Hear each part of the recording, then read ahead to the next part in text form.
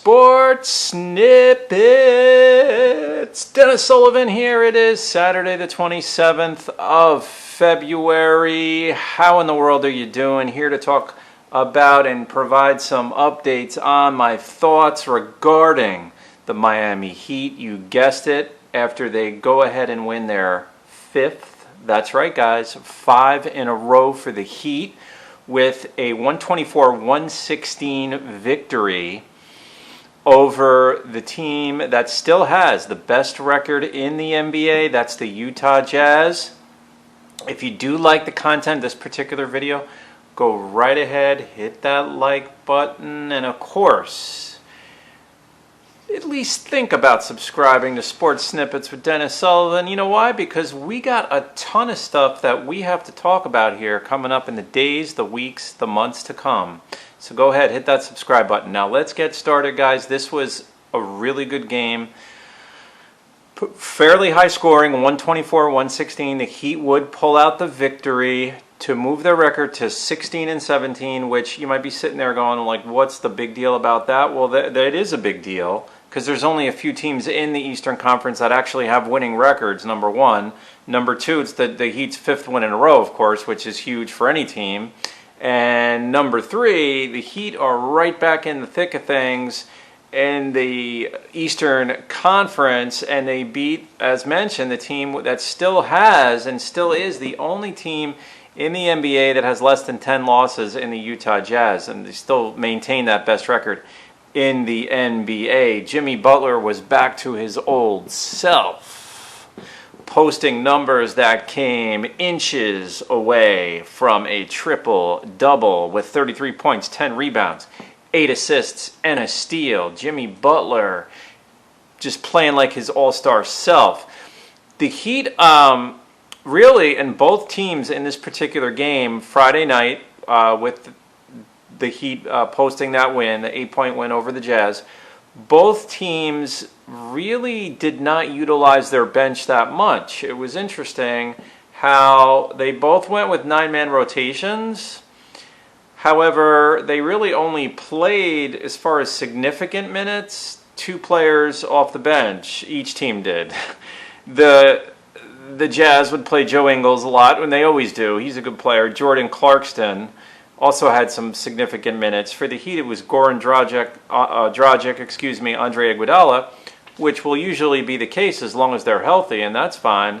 And then Gabe Vincent, KZ Okpala got some time, but not much. So really, it was a 7-man, technically, rotation, if you really want to be specific as far as large roles being played in this game. 7-man rotations for each team, and then they kind of filled the gaps with another couple of guys of playing maybe 10 or so minutes.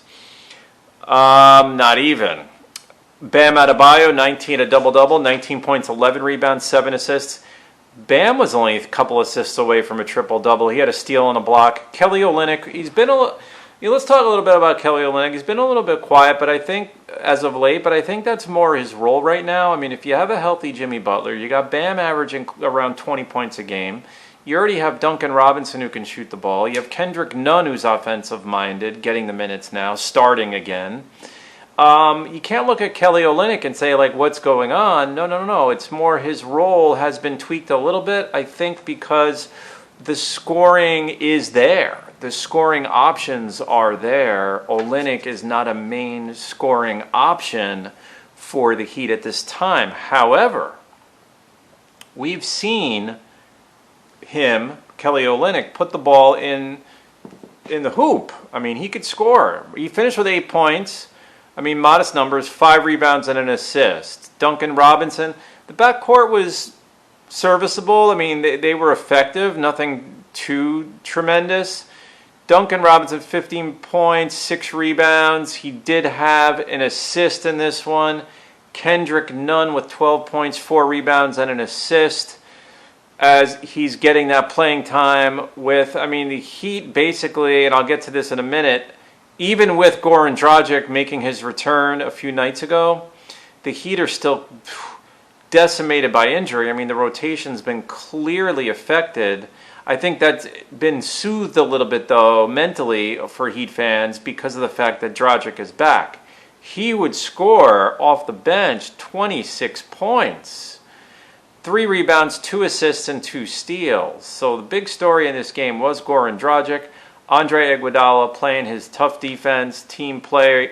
He is very good for this team. 8 points, 5 rebounds, 2 assists, and a steal. Gives you a well-rounded effort. And then it was those last 2 guys getting minutes. In Gabe Vincent, 3 points, 2 rebounds, and an assist.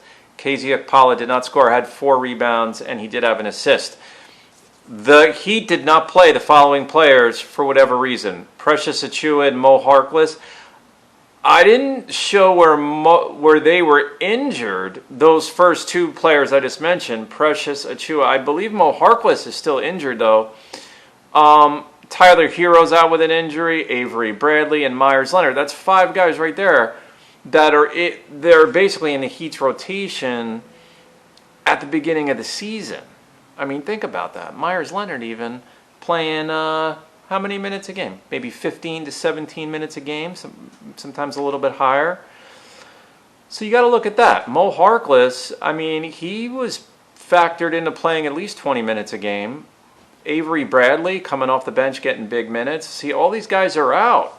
Hero was basically just that, a hero last season. I mean, he's a double-figure scorer. He's 15, 16 a game, probably even higher. If he gets time and you give Tyler Hero minutes, he's going to score. He's going to score in the mid to high teens for you, is Tyler Hero. He might even score more than that. I mean, we've seen him score in the 20s. So these are big losses. Utah is, you know what it is? In my opinion, you got Utah just playing really well on the backboard. I mean, that's a tough team. Tough team to contend with. Rebounding the basketball. Rudy Gobert is just really, really good guy. I mean, he's really good. You could say he's the best. He is like this. He's like Anthony Davis too, in a sense. I mean, his numbers were modest in this one: 15 points, 12 rebounds, an assist, a steal, and 2 blocks. But we've seen games. Rudy Gobert, 18 to 20 rebounds. Royce O'Neal, 8 points, 4 rebounds, 6 assists, and a steal. Bojan Bogdanovic, 17 points, 2 rebounds. He's a good shooter, is Bogdanovic.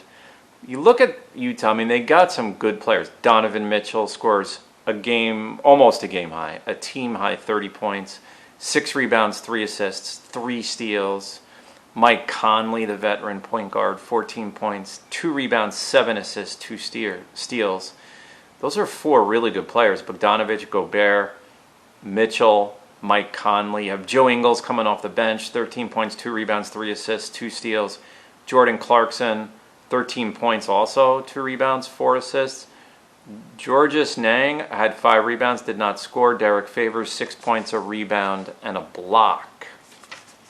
So there's no mystery as to why the Utah Jazz are 26-7 on the young season and have still the best record in the NBA.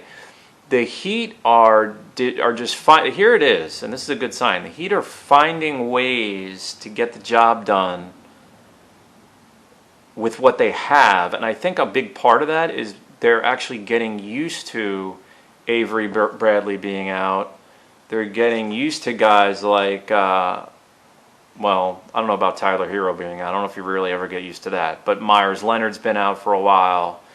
So, in so many words, the Heat are getting used to being limited in terms of that regular rotation and that what they're used to as far as what a regular roster really would be for them. Very winnable game coming up Sunday, 8 p.m. against the Hawks. Atlanta Hawks, that's a home game. So let me know what you think about that. Heat back in the thick of things in the Eastern Conference. Go ahead, hit that like button, guys. Dennis Sullivan, Sports Snippets, saying I will see you real soon. Go Heat. We'll talk more NBA during the week. Bye for now.